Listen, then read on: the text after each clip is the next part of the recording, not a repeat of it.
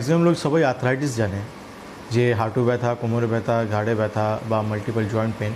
Arthritis কম বেশি সবাই জানে, কেউ বলে বাতের ব্যথা, কেউ বলে আর্থ্রাইটিসের ব্যথা, কিন্তু অস্টিওপোরোসিস কেউ জানে না। কেন অস্টিওপোরোসিস সিরিয়াসলি একটা সাইলেন্ট সমস্যা, যেটা কিন্তু যারাই হাড়ের সমস্যা থেকে আক্রান্ত রয়েছে বা যারাই অ্যাবাভ 50 স্পেসিফিকলি মহিলারা আফটার মেনোপজ, তাদের কিন্তু খুব সতর্ক থাকতে হবে আর নিজের হাড়ের হেলথ সবসময় আপডেটে রাখতে হবে যে হাড় কেমন আছে। কেন কি অস্টিওপোরোসিস মানে হচ্ছে হাড় ছিদ্র হয়ে যাচ্ছে, তার ডেন্সিটি কমে যাচ্ছে, তার সবথেকে ডেঞ্জারাস যেটা সিচুয়েশন রয়েছে ফ্র্যাকচার। আমরা অনেক রোগের লক্ষণ ডিসকাস করি আমরা, যে এই রোগ হলে কী লক্ষণ পাবো, এই রোগ হলে কী লক্ষণ পাবো, কিন্তু অস্টিওপোরোসিস এমন একটা রোগ যেখানে কিন্তু লক্ষণ পাওয়াই যায় না। লক্ষণ তখনই পাবো আমরা যখন একটা সময় পেশেন্ট যখন একটা ফ্র্যাকচার হয়ে গেল বা অন্য রোগে যখনই আমরা আক্রান্ত থাকি, তখন আমরা তার সঙ্গে রিলেটেড যখন পরীক্ষা নিরীক্ষা করতে আরম্ভ করি, তখন আমরা জানতে পারি যে পেশেন্ট অস্টিওপোরোসিস থেকে আক্রান্ত হয়ে গেছে। অস্টিওপোরোসিস খুবই একটা মানে সিরিয়াস কন্ডিশন, যেটা কিন্তু সবাইকে এই ব্যাপারে কিন্তু জানা উচিত।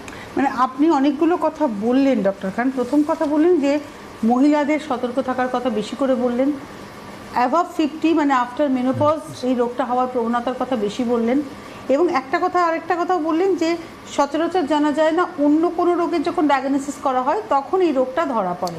কিন্তু তার মানে এর কি নির্দিষ্ট কোনো পরীক্ষা আছে?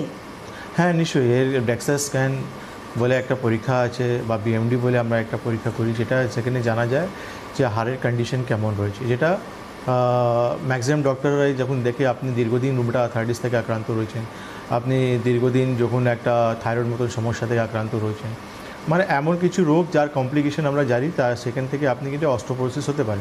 আপনার কিডনি সমস্যা রয়েছে, সেখান থেকে আপনার একটা অস্টিওপোরোসিস আসতে পারে। আপনার গ্যাস্ট্রোইন্টেস্টিনাল কোনো অপারেশন হয়েছে, সেখান থেকে আপনার কিন্তু অস্টিওপোরোসিস হতে পারে। আপনি ক্যান্সার পেশেন্ট, আপনি কোনো ট্রিটমেন্ট করিয়েছেন, রেডিয়েশন, কেমো, সেখান থেকে আপনার কিন্তু কমপ্লিকেশন অস্টিওপোরোসিস দাঁড়িয়ে যেতে পারে। তো অনেক কিছু এমনি ফেয়ার লিস্ট রয়েছে যেখানে কিন্তু আমরা দেখি যে এই রোগ থেকে এই কমপ্লিকেশন হতে পারে। তো আমরা সেখানে কিছু ইনভেস্টিগেশন করলে, যেটা বিএমডি বা স্ক্যান রিপোর্টটা করলে পাওয়া যায়।